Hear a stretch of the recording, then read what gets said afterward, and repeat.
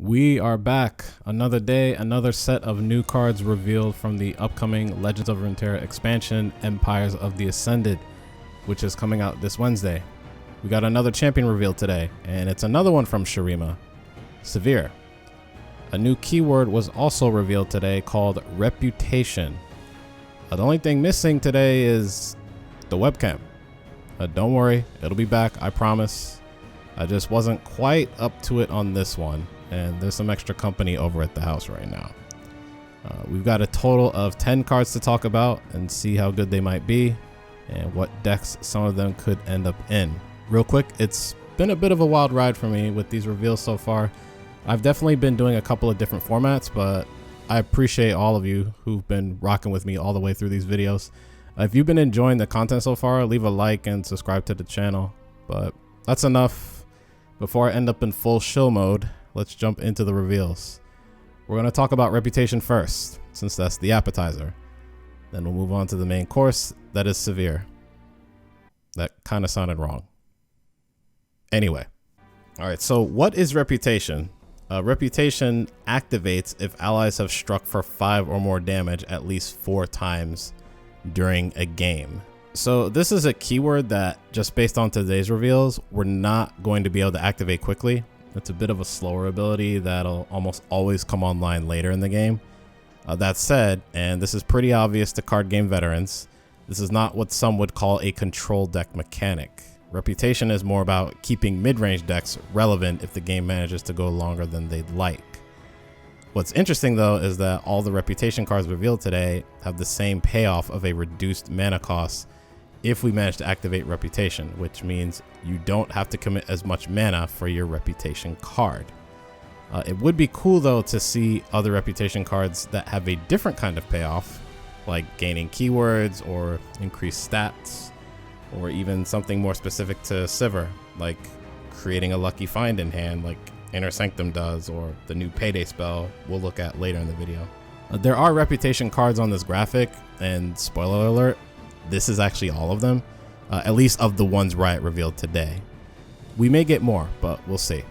I think it's better to save these for later on in the video as well, especially since one of them is the champion spell. Let's just get into talking about Sivir. Sivir at level 1 is a 4 mana 5/3 with quick attack and spell shield, and in order for her to level up, you need to deal 35 damage. At level 2, she is a 6/4 that keeps quick attack and spell shield, but in addition reads, while I'm attacking allies have my keywords. Sivir may have the same stat line as Ashe does, but Sivir is designed to be more useful in combat thanks to her keywords, especially given her level up requirement. The spell shield also means she isn't as frail as Ashe is. Initially, I thought dealing 35 damage would be difficult, but the more I think about it, the more I realize it's probably not going to be that hard to level Sivir up, as long as you've built your deck correctly. The other cards that they've shown today work really well with Sivir to help her level up as fast as possible, and some of them we'll look at later on in the video. Also, Sivir is yet another champion that can level up while still in your deck, which is a good thing. So let's talk decks and champions. Sivir is going to work best in mid-range decks with a focus on big units, or at least units with high power, since the stronger your units are, the faster Sivir will level up. Ironically, this is also similar to how Ashe decks are usually built. However, that doesn't necessarily mean she'll work with Freljord, although it's possible. But the first champion I'm thinking of pairing Sivir with is actually Hecarim, and that's mainly because of 2 other cards that were revealed today that summon ephemerals that deal a lot of damage. Sivir will be able to give ephemeral tokens additional keywords, and those keywords can stack up if you're running certain other cards that got revealed today. One other quick thing that's interesting is the way level 2 Sivir is worded. This could have easily just been an attack skill similar to Gangplank or Ashe, but it states, while I'm attacking, grant my keywords to attacking allies. This means that positioning Sivir in combat won't matter as much. What I mean is, effects normally happen from left to right when it comes to units on the board. This wording though means her level 2 ability will buff attacking allies no matter where Sivir is positioned, and you don't have to worry about putting Sivir to the right of Hecarim, for example, or any other allies or anything like that. and this was something they showed off in Sivir's reveal trailer today. As far as other regions, aside from possibly Freljord, I could see her working with Demacia and Noxus. Basically, those are the 3 regions that have the biggest playable units if we're talking pure stats. Demacia also offers strike spells to deal damage outside of combat and additional access to cards that give Sivir a challenger like Cataclysm and the Grand Plaza, which pair well with her quick attack. Noxus gives you access to overwhelm cards like Kato the Arm and, though not as flexible as Demacia, strike spells like Whirling Death. And maybe even Wild Claws if you're overwhelm focused. Overwhelm also pairs well with Sivir's quick attack. Next, let's talk about Ricochet. This is a 6 mana slow spell that reads Reputation I cost 3, deal 1 to a random enemy or the enemy nexus 5 times. In the case of Sivir's champion spell, you will create a Sivir in your deck. I'm skeptical mainly due to the initial 6 mana cost and this being slow speed. I got a lot of flack for saying that 6 mana and slow speed were the 2 reasons that Sunburst sucked, and that its silence effect wouldn't make up for those 2 things. Turns out I was right, since Sunburst has seen 0 play since the first 2 weeks of Call of the Mountain. That said, this might not end up being that bad since, in theory, your Sivir deck should be able to activate Reputation on a consistent basis. I don't think this is a spell we want to play as a standalone card at first, and it should just be played as a champion spell while we're experimenting with Sivir. If it turns out that Sivir decks can activate Reputation in nearly every game, then I could see Sivir decks committing card slots for additional copies of these. Next, let's talk about Boomerang Blade. This is a 7 mana slow spell that reads an ally strikes the strongest and weakest enemies. Anytime I see spells like these that have these double strike effects, I'm going to compare them to Concerted Strike, which I think it's safe to say is the gold standard when it comes to these types of effects. This isn't as good as Concerted Strike, not only because hitting 2 different things isn't necessarily better than hitting one thing twice, but mainly because, you guessed it, this is 7 mana and it's a slow spell. Make no mistake, there are metas where you'll be able to pull this off.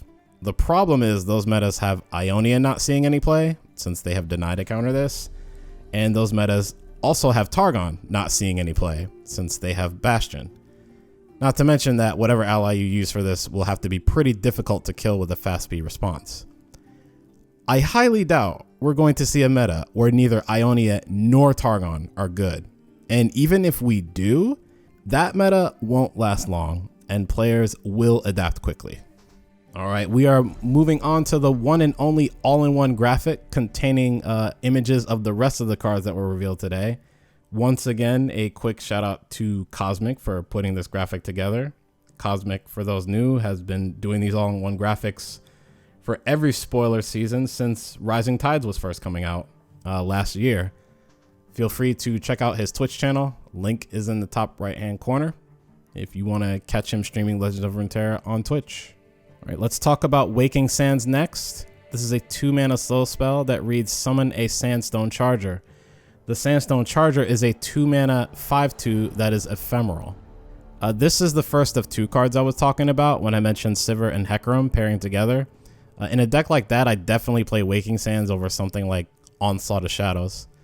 I don't see this getting much use outside of those Hecarim Sivir decks though, or at the very least Shadow Isle Shurima decks in general, since this can be okay with other champions like Kalista, although Haunted Relic is better with her, or even Thresh. Not that you would play Thresh in Shurima, but it's an example. Next we have Sandswept Tomb. This is a 5 mana landmark that reads, when allies attack, summon an attacking Sandstone Charger. To me, this is the more exciting of the 2 cards that make Sandstone Charger, but at 5 mana, it is a bit slow. Sivir does curve well into this card for what it's worth, especially if you went first in the game. This seeing play will ultimately depend on whether or not there's a better 5 mana card to play in Sivir decks, whether that card is in Shurima or the second region we pair it with. That's because more board-centric decks usually don't want to play more than 1 5 mana card if they can get away with it, unlike control decks and some combo decks that tend to have spare mana due to being less about playing units on the board.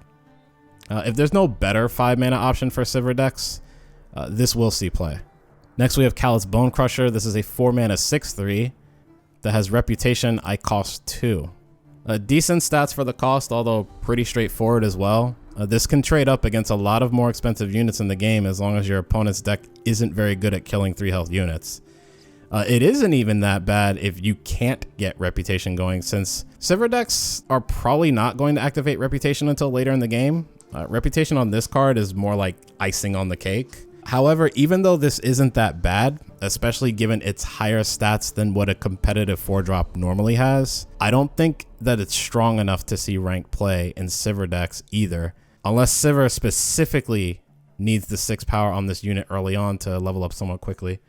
And I don't think she will, especially if she's paired with Hecarim and Waking Sands. There's a bar that each card has to meet in order to see play in ranked or tournaments, and this is just a bit too vanilla, in my opinion. Next, we have Ruin Runner. This is a 5-mana 6/4 with Overwhelm and Spell Shield. A slightly less vanilla follower than Callous Bonecrusher. I think this has a slightly higher chance of seeing play in Sivir decks. It may have to compete with Sandswept Tomb, though, because of what I stated earlier about midrange decks not wanting to run too many 5-drops. I think this card is being overrated by some in the community a little bit. So I actually want to take a bit more of a measured approach. The Spell Shield and the Overwhelm are nice, but the health is a bit low for a 5-mana unit, meaning this is going to die in combat a little more often than normal. And not so much from spells, since most decks aren't even going to bother spending mana and multiple spells to get rid of this. I'm definitely on the fence on this one. I do not think it's unplayable by any means, but I wouldn't be surprised if this ends up being fringe playable. Next, we have Inner Sanctum. This is a 3-mana landmark that reads Reputation. I cost 0. Countdown 1, create 2 lucky finds in hand. And let's actually just go over the lucky find spells as well. We'll just read off what each one does.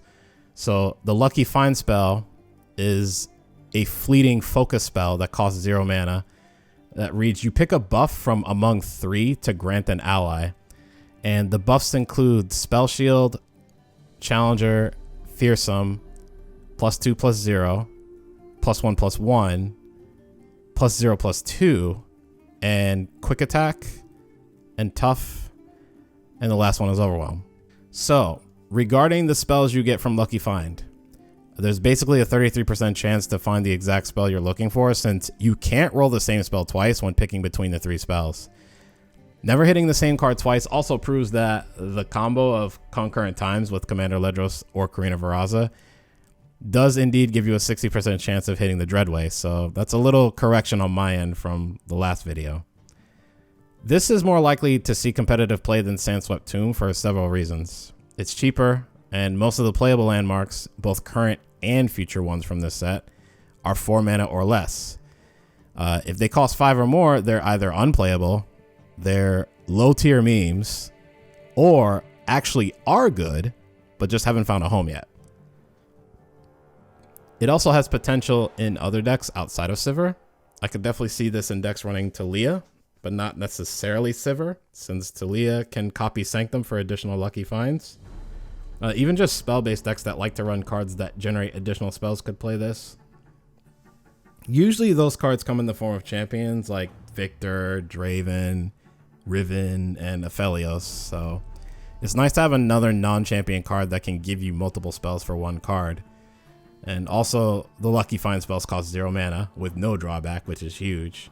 Lee Sin potentially has a third region to pair with in Shurima thanks to these 0 mana spells as well. And there are several other champions that work with this card, and the next one, like Renekton, and this is likely a stretch, maybe even Fizz, if there's a Shurima elusive strategy. Finally, we have Payday. This is a 2-mana focus spell that reads create a lucky find in hand. This is basically Inner Sanctum, but has more immediate impact. Because of that, Payday likely has even more application in different decks than Inner Sanctum does.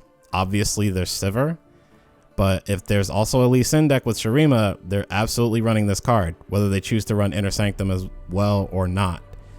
Same with Fizz, I would say as well.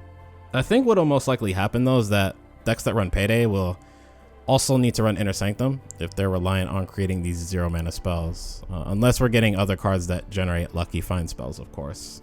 And that is all the cards that we got today. Hopefully you all enjoyed the video. If you did, again, feel free to leave a like just below the video. If you've been enjoying the content so far, and or you don't want to miss future content from me, subscribe to the channel. That is also below the video. Hitting the notification bell does guarantee that you don't miss a video from me, because sometimes the sub box doesn't always feed you videos from the channels that you're sub to. But yeah, again, appreciate you guys for rocking with me up until this point. Thanks again for taking time out of your day to watch this, and I'll see you all next time. I'm out.